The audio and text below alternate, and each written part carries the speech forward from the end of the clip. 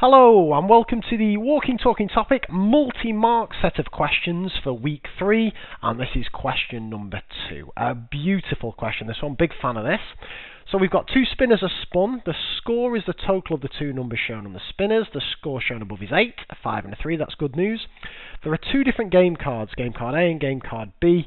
A game is played by crossing out the scores from the spinners on the game card as the spinners are spun repeatedly. The first game card with all 4 scores crossed out is the winning card. So you've got game card A and game card B. Which card is more likely to win? Now, often with probability questions, people just write down a load of nonsense, but we need to go about it in a strategic way. So let's work out all the possible scores that you could get from these two spinners and the likelihood of them coming up.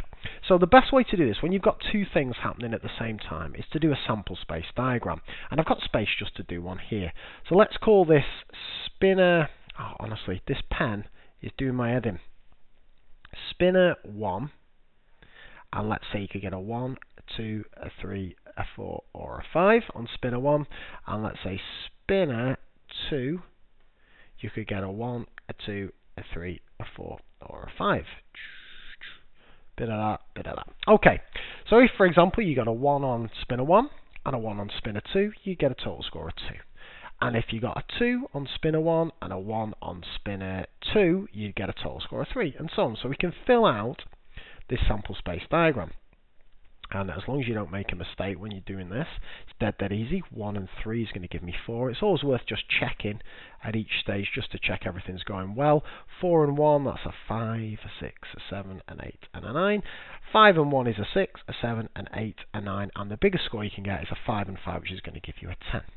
Now there are 25 possible things that could happen there, and each of them are equally likely, so they've each got a 1 in 25 chance of happening.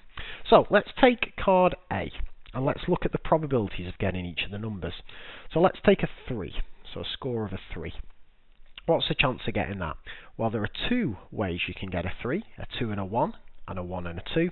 So the 3 has got a 2 out of 25% chance of happening. What about getting a score of 2? Well, you could be waiting a while to get a score of 2 because there's only one way that's happening, a 1 and a 1. So that's got a 1 in 25 chance of happening. What about a score of 9? That's got a 1, 2. There's only 2 ways you're getting that, so that's 2 out of 25. And what about a score of 10? Well, to get that, you're going to need a 5 and a 5.